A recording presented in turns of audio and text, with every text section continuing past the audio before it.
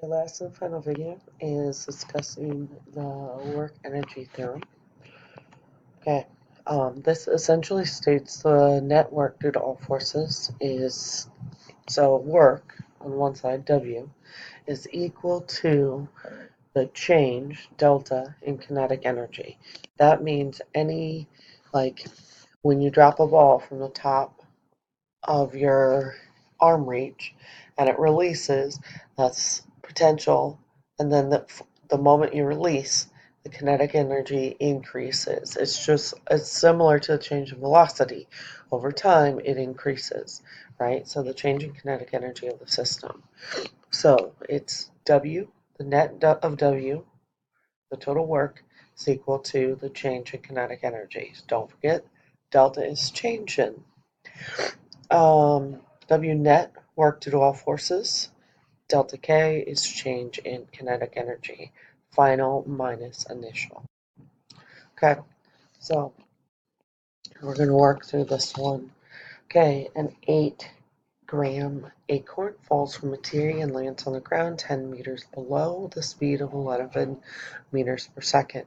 You know the initial speed is 0, and the final, so velocity initial, things we're going to look at. Wow, velocity. It's not going to let me write today. Velocity initial, 0. Velocity final is 11 meters per second. Distance is 10 meters. And mass is 8 grams, which you should convert. So 8 grams. If I use dimensional analysis, I know there's 1,000 grams in 1 kilogram, and that would be 0.008 kilograms. Okay, so now you have everything converted to where it needs to be. Okay, so now the best way to solve this is work is equal to change in kinetic energy. Okay, well now we need to replace the stuff that we know. So we know work is force times distance cosine theta. And we know kinetic energy is 1/2 mv squared final minus 1/2 mv squared initial, right? Because it's the change in it. So now, we don't actually have the force, but we can replace force because it's free falling with at mass times gravity. That's the same as force, right? Times distance times cosine theta. 1/2 mv squared final. And we know this is 0 because our velocity is 0 minus 0. Okay. So now we can start solving for this. First of all, we have mass on both sides of the equation, so we can cancel them. Okay, so now if I rewrite the equation again, G equals, oh, hello, try that again. G d cos theta equals 1/2 mv, or v squared. Okay, we also know the angle, since force is moving it down, is, okay, there is no angle because it's all moving in that downward direction.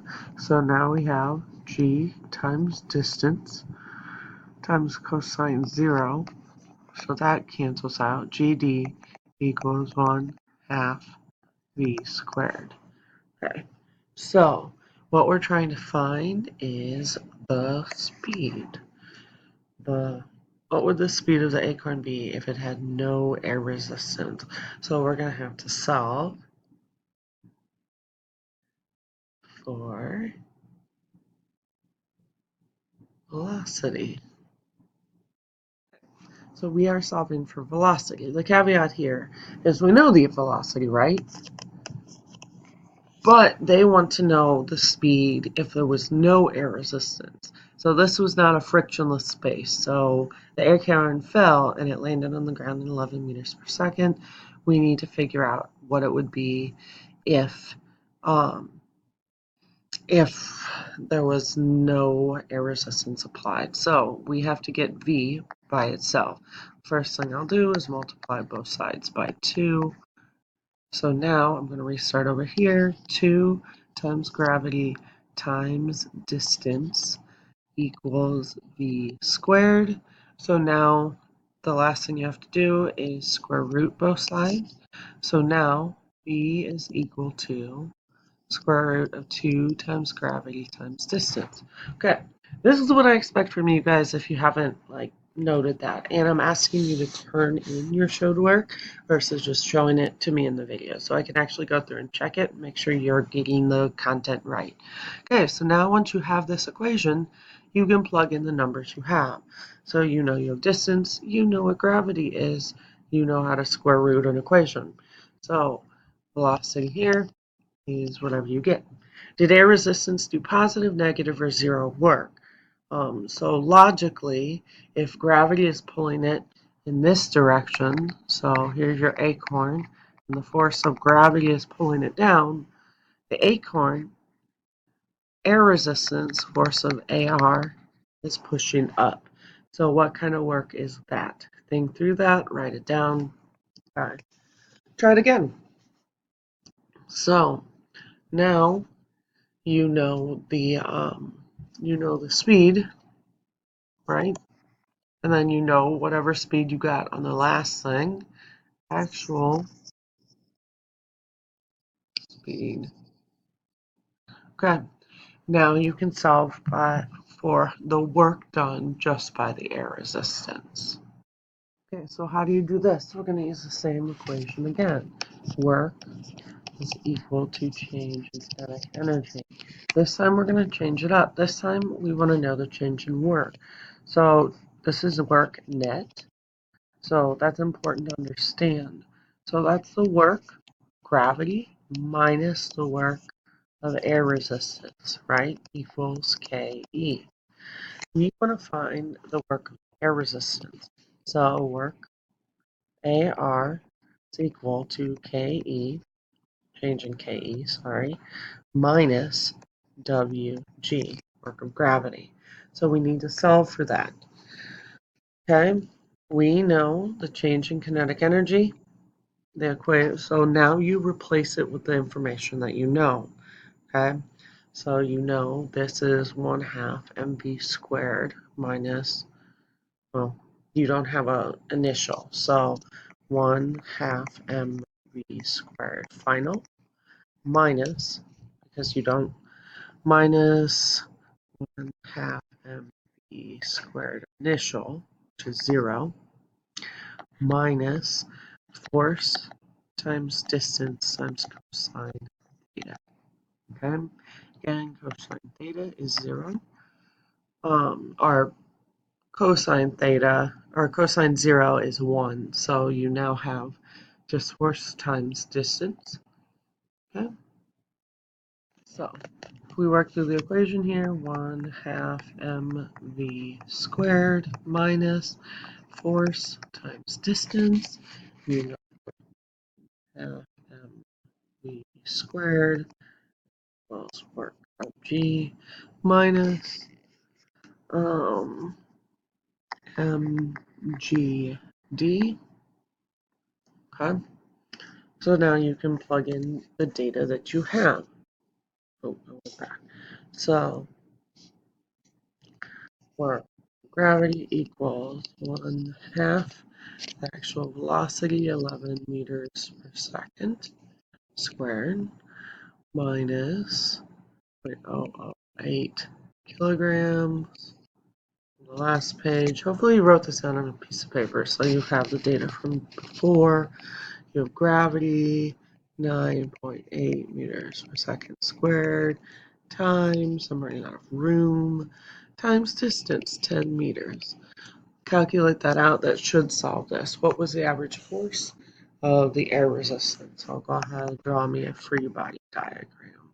So, when you do that, WG, or oops, crap, sorry, this is AD, AR, air resistance, force of AR, you have, now that you have this number, can do FD,